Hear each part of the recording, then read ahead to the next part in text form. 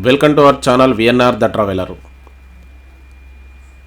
ఈరోజు మనం ఒక అద్భుతమైనటువంటి పూర్వం నుంచి ఎంతో వైభవాన్ని సంతరించుకొని అనేక దాడుల తర్వాత ఒక అద్భుతమైన చరిత్రకు అలాగే అద్భుతమైన శిల్పకళా నైపుణ్యానికి భారతీయుల సనాతన ధర్మంలో మన వాళ్ళ వైజ్ఞానికతకు నిదర్శనంగా ఉన్నటువంటి ఒక అద్భుత దేవాలయం ఈరోజు చూద్దాం. అదే లేపాక్షి వీరభద్రస్వామి దేవాలయం. ఇది చాలా అద్భుతమైంది. మరి ఈ దేవాలయం విశిష్టత, దాని నిర్మాణ శైలి, మరి ఇది పూర్వం నుంచి ఎవరెవరు నిర్మించారు, దీనిలో ఎలాంటి మార్పులు సంభవించాయి, మనం ఒకసారి ఈ వీడియోలో చూద్దాం. లేపాక్షి దేవాలయానికి ఎలా వెళ్ళాలో మనం ఇప్పుడు చూద్దాం. హైదరాబాద్ నుంచి బెంగళూరు హైవే పైన సుమారు 483 కిలోమీటర్ల దూరంలో మనకు ఈ లేపాక్షి దేవాలయం దర్శనమిస్తుంది. అనంతపురం దాటాక సుమారుగా బెంగళూరుకు చేరువగానే వెళ్తుండగా మనకు ఇది కుడివైపుగా ఒక కమాన్ కనిపిస్తుంది. ఆ కమాన్ నుంచి సుమారు 30 కిలోమీటర్లు వెళ్తే లేపాక్షి దేవాలయానికి మనం చేరుకోవచ్చు. ఇది పుట్టపర్తి జిల్లాలో ఉన్నది. అలాగే ఈ దేవాలయం సుమారుగా 400 నుంచి 500 సంవత్సరాల మధ్యలో నిర్మించబడింది. మరి ఈ దేవాలయం విశిష్టతను మనం ఇప్పుడు చూద్దాం. లేపాక్షి దేవాలయం గురించి కొన్ని విషయాలు మనం ఇప్పుడు తెలుసుకుందాం. ఈ లేపాక్షి దేవాలయ నిర్మాణం సుమారు 1540 సంవత్సరంలో పూర్తయినట్టుగా మనకు ఇక్కడి శాసనాల ద్వారా తెలుస్తుంది. అలాగే ఈ సంస్థానాన్ని, ఇక్కడి ప్రాంతాన్ని పరిపాలించినటువంటి విరూపన్న నాయకుడు అలాగే వీరన్న నాయకుడు అనే ఈ ఇద్దరి ఆధ్వర్యంలో ఈ యొక్క దేవాలయ నిర్మాణం జరిగింది అని మనకు తెలుస్తుంది. వీళ్ళిద్దరూ కూడా విజయనగర సామ్రాజ్యాన్ని పరిపాలించే అచ్యుతదేవరాయుడి దగ్గర సామంతులుగా ఉన్నట్టుగా స్థల పురాణం మనకు చెప్తుంది. వీళ్ళు పెనుకొండ సంస్థానానికి అధిష్టాన నాయకులుగా ఉన్నట్టుగా మనకు తెలుస్తుంది.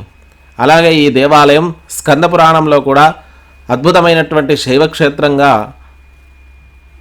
మనకు చెప్పబడుతుంది. కాబట్టి ఇలాంటి మహత్తర క్షేత్రం గురించి ఇంకా చాలా విషయాలు మనం ఈ వీడియోలో తెలుసుకుందాం. ఇక ఈ దేవాలయ నిర్మాణ శైలి చూసుకున్నట్టయితే విజయనగర సామ్రాజ్యం యొక్క నిర్మాణ శైలి మనకు ఇక్కడ కనిపిస్తుంది. అలాగే దక్షిణ భారతదేశంలోనే ద్రవిడ సాంప్రదాయానికి సంబంధించిన దేవాలయ నిర్మాణాలు మనకు ఈ దేవాలయంలో కనిపిస్తాయి.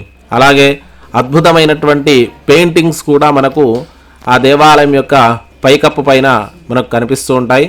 అవన్నీ కూడా అద్భుతమైనటువంటి, ఇప్పటికీ చెక్కు చెదరని విధంగా మనకి ఈ యొక్క పెయింట్లు కనిపిస్తుంటాయి. దాంతోపాటు ఈ దేవాలయ నిర్మాణంలో ఎన్నో అద్భుతమైనటువంటి శిల్పాలను చెక్కడం జరిగింది. ఆ యొక్క ఈశ్వరుడి యొక్క 14 రూపాలను మనకు ఈ దేవాలయం స్తంభాలపైన అలాగే గోడలపైన చూడవచ్చు. దాంతోపాటు ఒక అద్భుతమైనటువంటి శివలింగ దర్శనం కూడా మనకు ఇక్కడ దర్శనమిస్తుంది. ఇక మండపాలు కూడా చాలా విశేషంగా నిర్మించడం జరిగింది. అలాగే ఈ దేవాలయం ఆ పరమేశ్వరుడి అంశ అయినటువంటి వీరభద్రుడి దేవాలయం. ఆ వీరభద్ర స్వామి కూడా సాక్షాత్తు పరమేశ్వరుడి యొక్క స్వరూపంగా ఆరాధిస్తారు. అలాగే ఇది వీరశైవుల యొక్క సాంప్రదాయ రీతిలో ఇక్కడ దేవాలయ అర్చన కానీ పూజలు కానీ జరుగుతాయి. అలాగే ఈ దేవాలయంలో నందీశ్వరుడు, భృంగీశ్వరుడు, నరనంది ఇలాంటి ఎన్నో అద్భుతమైనటువంటి శిల్పాలు మనకు దర్శనమిస్తాయి.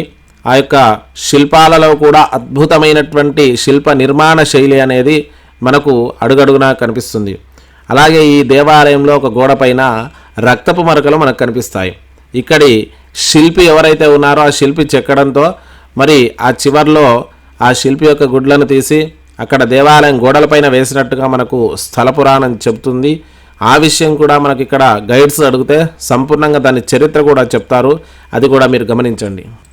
ఇంకో అద్భుతమైనటువంటి విషయం ఏంటంటే ఆ సాక్షాత్తు రామాయణ కాలంలో ఆ యొక్క సీతారాములు ఈ ప్రాంతానికి వచ్చినట్టుగా, ఆ రాముడి యొక్క పాదాలు ఇక్కడ పడ్డట్టుగా, ఆ రాముడు అమ్మవారి దాహార్తి తీర్చడానికి ఇక్కడ జలఊట ఏర్పాటు చేసినట్టుగా కూడా మనకు స్థల పురాణం చెప్తుంది. అలాగే మహాభారత కాలంలో కూడా ఇక్కడికి వచ్చినట్టుగా మనకు మహాభారత కాలంలో కూడా ఈ యొక్క లేపాక్షి క్షేత్రం గురించి మనకు చెప్పడం జరుగుతుంది.